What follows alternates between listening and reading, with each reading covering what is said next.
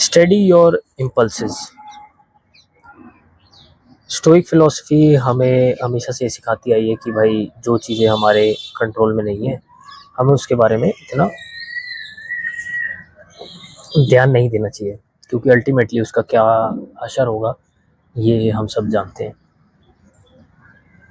अगर किसी चीज़ का आउटकम आपके डायरेक्ट कंट्रोल में नहीं है तो उसके बारे में सोच के समझ के या उसके बारे में अननेसेसरी चिंता करने से किसी को कुछ प्राप्त होने नहीं वाला। इसीलिए स्टडी और इम्पल्सिव एक ऐसी एडवाइस है जो मैं हर अपने से जुड़े हुए व्यक्ति और इस चैनल से जुड़े हुए हर एक सब्सक्राइबर को मैं देना चाहूँगा। Stoic philosophy teaches us to control the environment that is within us. हमारे जो भीतर की शक्तियाँ हैं जो पनप के बाहर आ रही है, जिनकी वजह से बहुत बड़े बड़े कांड हो रहे हैं,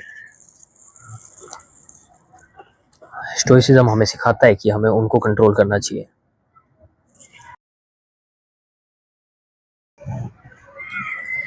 तुम अगर इस वीडियो के टाइटल को देखकर इस वीडियो तक पहुंचे हो तो आई होप या तो तुम कुछ एक्स्ट्रा समझने के लिए आए हो या फिर तुम ऑलरेडी अपने इम्पल्सेस जो कि तुम्हारे आउट ऑफ कंट्रोल है उनसे खता खा चुके हो। कोई ऐसा सीन हो चुका है जो तुम्हारे अनस्टडी इम्पल्सेस की वजह से हुआ है। तो इसका भी इलाज सिंपल सा स्टोइसिज्म हमें देता है। जब भी हम बात करते हैं कि इम्पल्सेस को कंट्रोल करना है तो हम उन लोगों की बात नहीं कर रहे जिनका कोई जेनेटिक डिसऑर्डर है या फिर किसी को कोई बीमारी है, पागलपन है, जिसके कारण उसके अपने एक्शंस उसके कंट्रोल में नहीं आ पाते। हम बात करते हैं उन लोगों की जो दिमागी तौर पे सही है लेकिन इतने कैपेबल नहीं हुए कि वो मैच्योरली एक ऐसा डिसीजन ले सके जिससे उनकी लाइफ में कुछ अच्छा इम्पैक्ट पड़े। मोस्टली लोगों के इम्पल्सेस जो होते हैं वो बहुत ही ज़्यादा फास्ट होते हैं, उनके डिसीजन जो होते हैं वो एकदम इरेशनल थिंकिंग पे बेस्ड होते हैं, इमोशंस पे बेस्ड होते हैं, बहुत ज़्यादा थिंकिंग। जब भी लड़कियों से मेरी बात होती है तो सुनने में और समझने में हमेशा यही आता है कि मेजर डिसीजंस जो उन्होंने अपनी लाइफ में लिए that were taken under emotional state, जिसमें वो बिल्कुल अपने इमोशंस में डूबे हुए थे। अब एक आदमी इमोशन में आके कभी डिसीजन लेता नहीं है, अगर वो लेता है तो इट टर्न्स आउट कि वो हमेशा गलत डिसीजन ही होता है। स्टोइसिज्म आपको एक तरीके से फिल्टर करना सिखाता है कि कैसे अपने इम्पल्सेस को कंट्रोल करके आप बेहतर डिसीजन ला सकते हैं, चाहे वो आपकी लाइफ का कोई भी एस्पेक्ट क्यों ना हो। बेहतर डिसीजन से अल्टीमेटली क्या होगा, आपकी लाइफ बेहतर होगी। बेहतर लाइफ का मतलब यहाँ पे बहुत ज़्यादा पैसों से या बहुत ज़्यादा बड़ी बड़ी गाड़ियों से नहीं है। बेहतर लाइफ का मतलब है कि एक ऐसी ज़िंदगी जिसको जीने में आप खुद से संतुष्ट हैं। तो इम्पल्सेस पे जब मैं बैठ के कुछ ना कुछ सोच रहा था, लिख रहा था, तो सबसे पहले मुझे सोचना था कि जो लोग हैवी या एकदम अनस्टेडी इम्पल्सेस पे कंट्रोल रहते हैं कि एकदम से मूड करा तो ये कर दिया, एकदम से गुस्सा आया तो ये बोल दिया, एकदम से दुख हुआ तो शराब पी ली, ऐसा बहुत बारी देखा जाता है कि जिन लोगों के इम्पल्सेस अनकंट्रोल रहते हैं, आपके और मेरे जैसे लोग जो कि कंट्रोल्ड इम्पल्सेस वाले हैं, जो हर डिसीजन के पीछे पहले 100 बार रीजनिंग के थ्रू जाते हैं, एक कन्वेयर बेल्ट बना रखी है हमने, उस पर हमारा डिसीजन हम रखते हैं और फिर वो अलग अलग फिल्टर से पास होता है और एंड रिजल्ट तक पहुंचता है कि वो डिसीजन ठीक है या नहीं है। लेकिन जो लोग बिल्कुल इम्पल्सिवली डिसाइड करते हैं चीज़ों को, उनके अराउंड हमें बहुत ज़्यादा एग्जॉस्टेड सा फील होता है। अब अगर आपको ऐसा लग रहा है कि आप बहुत इम्पल्सिव डिसीजन लेते हो सारा दिन, तो ये जानना बहुत ज़रूरी है कि आपके अराउंड भी लोगों को ऐसा ही फील होता होगा। आपके अराउंड लोग एग्जॉस्टेड फील करते होंगे, कहीं ना कहीं वो एक स्टेप बैक रहते होंगे हमेशा कि भाई इससे कुछ कहना नहीं है, अगर मैं इससे कुछ सच्चाई बोल दूंगा या बोल दूंगी तो इमोशन होके कोई गलत डिसीजन ले लेगा। स्टोइसिज्म में हमने हमेशा से यही सीखा है कि इमोशंस को सप्रेस नहीं करना, उन्हें कंट्रोल करना है।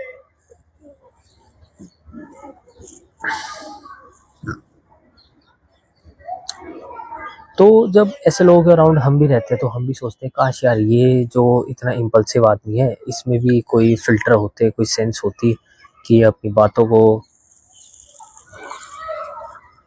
या अपने डिसीजंस को कंट्रोल कर सकता। By the way, this is iced black coffee, शाम का टाइम हो गया है, this is my pre workout. हम हमेशा सोचते हैं कि भाई काश इन लोगों के पास भी कोई ना कोई फिल्टर होता, अगर इनके पास इतनी सेंस होती कि भाई ये अपने इम्पल्सिस को एक फिल्टर के थ्रू पास कर चुके होते तो शायद उनकी लाइफ के बहुत सारे गलत डिसीजंस जो वो ले चुके थे, जिनको रिग्रेट कर रहे हैं, वो वैसे ना हुए होते। लेकिन स्टोइसिज्म हमें ये भी सिखाता है कि पास्ट में जीने से और फ्यूचर की चिंता करने से कोई फ़ायदा हुआ नहीं है।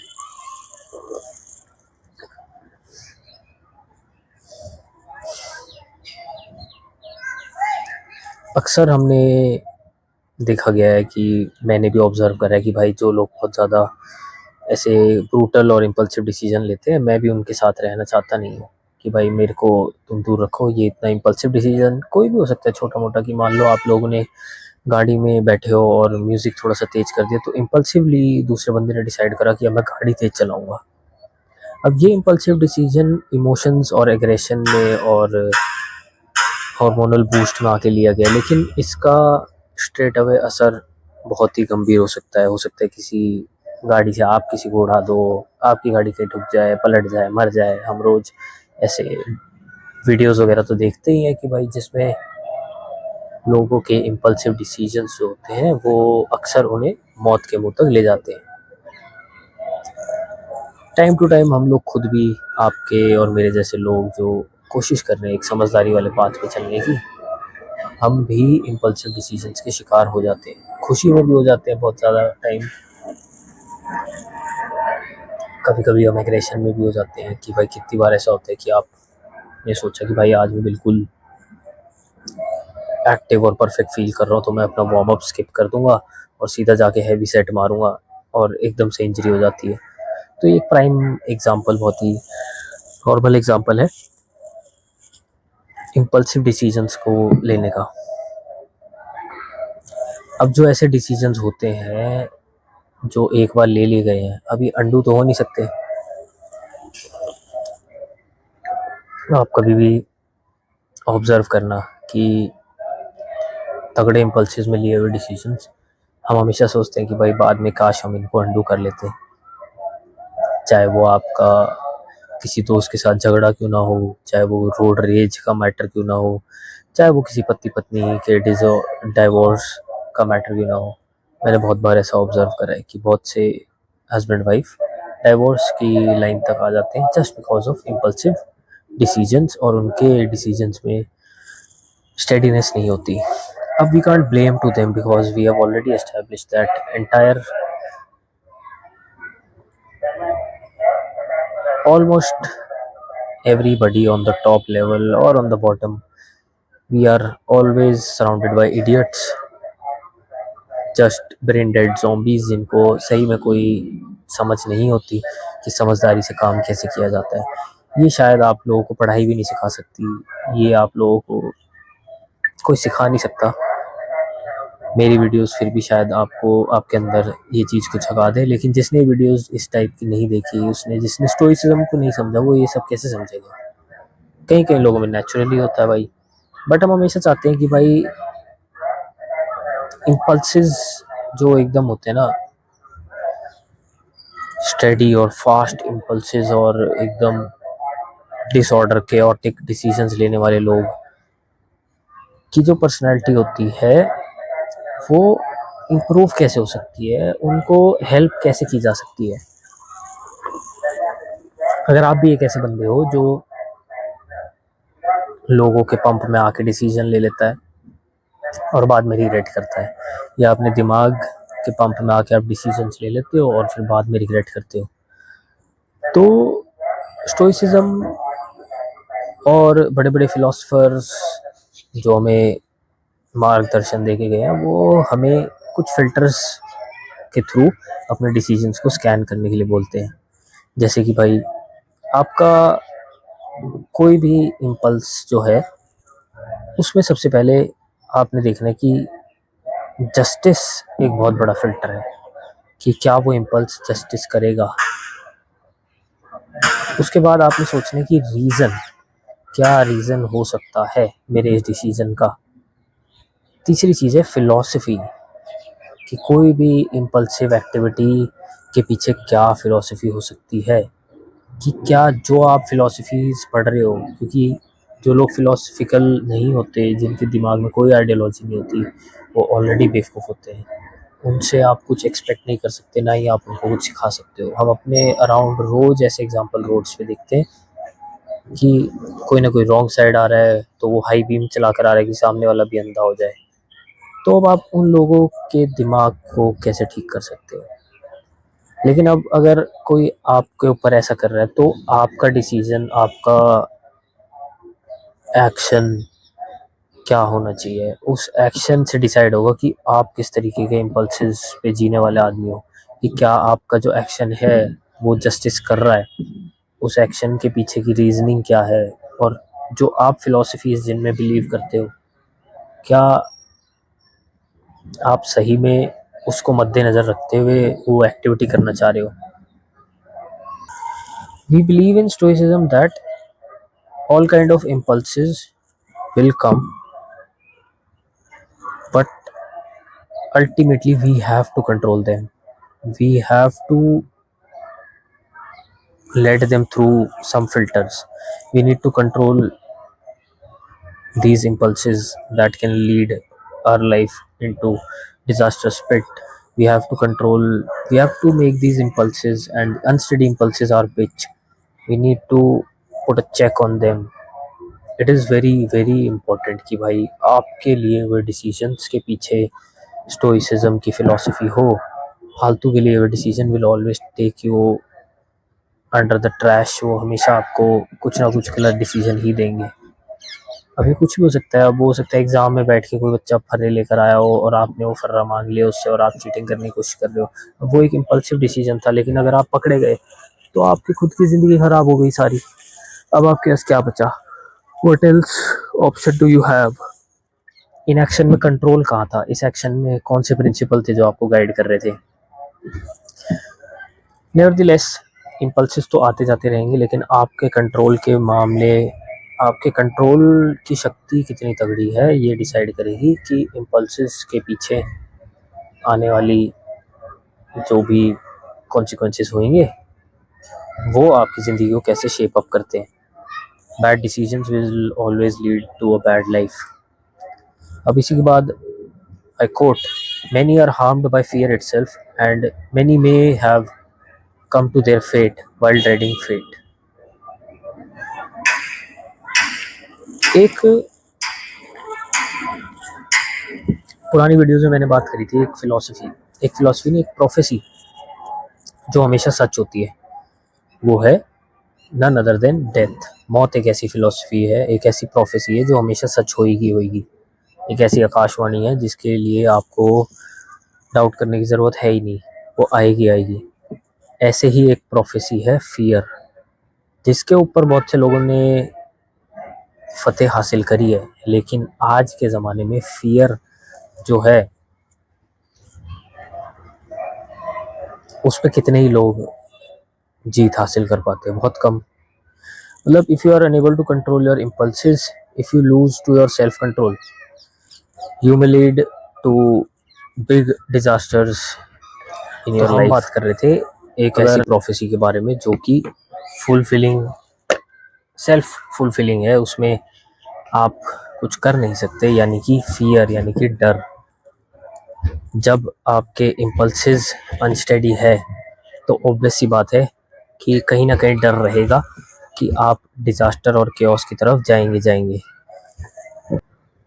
फियर ने बड़े से बड़े सक्सेसफुल लोगों के ऊपर भी राज करा है।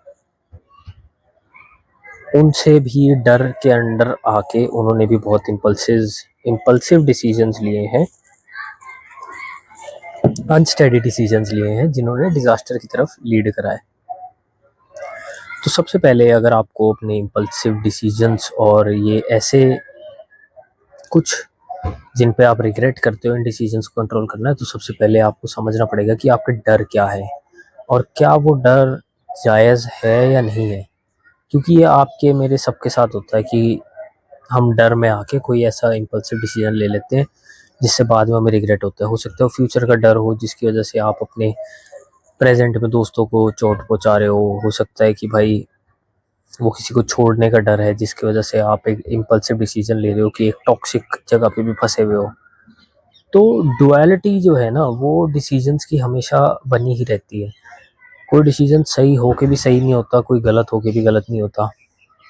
अब paranoid people often destroy themselves and other people around them. बहुत से लोग, जब मैंने बात करी थी स्टार्टिंग में कि भाई जिनके पास ऐसे लोग जो बहुत ज़्यादा पैरानॉइड रहते हैं, हमेशा बहुत जल्दी जल्दी हाबड़वई में डिसीजन लेते हैं, उनके आसपास रह के आपको हमेशा एग्जॉस्टेड और थका हुआ फील ही करेगा। उनके आसपास रह के आपको हमेशा ऐसा लगेगा कि बस अभी बैंड बजने वाली है, अभी कुछ बुरा होने वाला है। ठीक है, we have often observed that people who have no control over their impulses end up being paranoid. अब पैरानॉइड पीपल कुछ तो हो गए, चलो जेनेटिकली हो गए, कुछ हो गए भाई जिनके पास खुद के इम्पल्सेस का कंट्रोल नहीं है। अब जैसे ड्रग्स एडिक्ट हो गए भाई, उनको खुद की आदतों पे कंट्रोल नहीं होता, चीज़ें अपने आप इधर से उधर, उनका शरीर हिलता रहता है, एक्शंस पे कंट्रोल नहीं होता, ड्रग्स लेने के बाद दिमाग पे कंट्रोल नहीं होता, गलत रास्ते पे चले जाते हैं, किसी को मार देते हैं, खुद को हार्म पहुंचा देते हैं। तो अल्टीमेटली इम्पल्सिव डिसीजंस लेने वाले लोग पैरानॉइड हो ही जाते हैं। Paranoid people create tension around themselves. फिर अब एक ड्रग एडिक्ट के साथ अगर आप रहोगे तो कहीं ना कहीं आपको भी टेंशन महसूस होगी और वो टेंशन, वो पैरानोया हमेशा किसी न किसी तरीके के डिज़ास्टर और ऐसे हार्म की तरफ आपको ले जाएगा जो कभी भी अंडू हो नहीं सकता। तो लाइफ में आपको ऐसे लोगों से हमेशा स्मार्टली डील करना है जो बहुत ही इम्पल्सिव डिसीजंस लेते हैं, चाहे वो कितने भी काम रह रहे हो, लेकिन when it comes to quickly decide something they lose that vision of what's right and what's wrong. क्योंकि अगर आगे चल के लाइफ में आप ऐसे लोगों के साथ रहोगे ना जिनके पास कॉम्बिनेशन है पावर का और फियर का, और कहीं ना कहीं वो थोड़े मेनियक से है, तो आपके लिए वो डेडली साबित हो सकता है। और अगर आप खुद एक ऐसे व्यक्ति हो जिसके पास पावर है लेकिन वो डरता है बहुत सी चीज़ों से, पैरानॉइड हो जाता है। तुमने देखा होगा जितने भी बड़े बड़े करोड़पति होते हैं या इन्फ्लुएंसर्स हो गए या एक्टर्स हो गए, इन ये सब पैरानॉइड होते हैं किसी न किसी चीज़ के। इन्फ्लुएंसर होएगा कि भाई अगर कल को मैं फेमस ना रहा तो मेरे साथ क्या होगा। एक्टर होगा भाई, इनको एजिंग से डर लगा रहता है तो ये इम्पल्सिव डिसीजंस लेते हैं। ये इन सब के कुछ ना कुछ डार्क सीक्रेट्स होते हैं। तो इनके अराउंड जो पीपल रहते हैं ना वो हमेशा डेंजर में ही रहते हैं, वो हमेशा किसी न किसी फटीक में ही फंसे रहते हैं। तो इस वीडियो से तुम्हें मेरी एडवाइस ये है कि सबसे पहले अपने इम्पल्सेस को कंट्रोल में लाओ। किसी भी डिसीजन को लेने से पहले उसको स्टोइसिज्म की फ़िलॉसफी और एक जस्टिस के फ़िल्टर के थ्रू देखो, उसके पीछे की रीजनिंग को इलेबोरेट करो अपने दिमाग में, और बी सो प्रो एफिशिएंट कि तुम ये काम सेकंड्स में कर सको। सही या गलत का निर्णय तुम चुटकियों में ले सको। कैसे ले पाओगे? जब तुम इस तरीके की वीडियोस को ध्यान से बार बार देखोगे। till then, I will see you in the next video. Keep reading books, stay healthy. Thanks for watching.